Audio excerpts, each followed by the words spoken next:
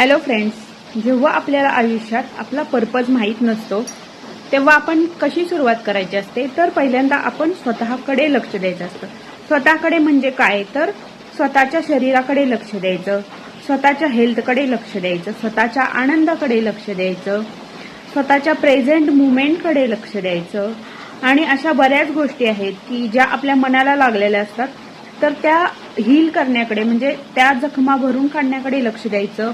वाचन करायचं, खूप छान नवीन गोष्टी करायच्या ज्या तुम्हाला स्वतःला आनंद देतील.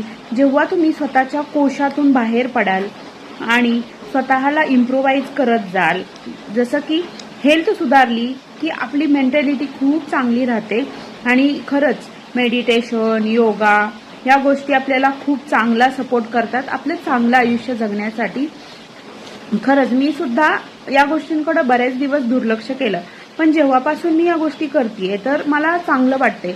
आपण स्त्री असा किंवा पुरुष असा कोणीही असा, पण आपण जेव्हा हेल्थ वाईज चांगले असतो तर आपल्याला म्हणजे कोणत्या गोष्टीचा आनंद घेता येतो. जर आपण आजारी असेल किंवा आपली तब्येत ठीक नसेल तर खरंच आपण कोणतीच गोष्ट एन्जॉय करू शकत नाही. हे मी माझ्या स्वतःच्या अनुभवावरून सांगते.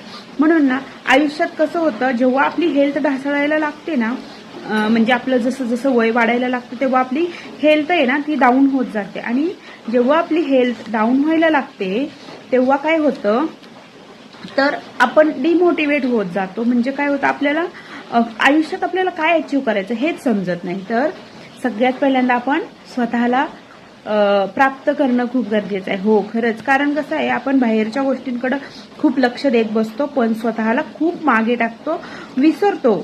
म्हणजे स्वतःला प्रायोरिटीज देत नाही आणि दुसरे आपल्याकडे का लक्ष देत नाही त्या गोष्टींमध्ये खूप अडकून राहतो. तर कोणीही आपला विचार करत नसतो.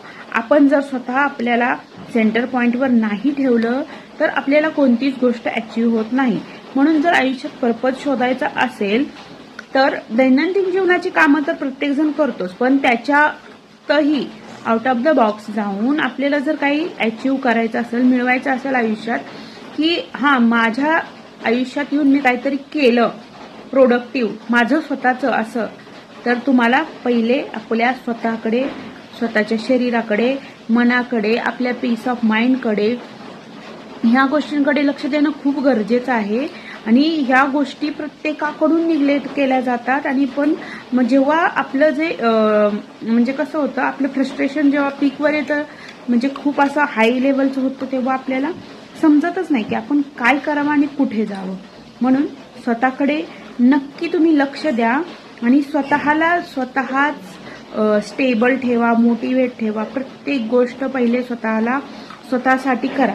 जर आडात नसेल तर भोवऱ्यात कुठून येणार, अशी काहीतरी म्हण आहे ना आपल्याकडे, तर तसंच आहे. जर आपल्याकडे नसेल तर आपण दुसऱ्यांना कसं देणार. सो आपल्या स्वतःकडे लक्ष द्या आणि खुश राहा. नमस्ते, बाय.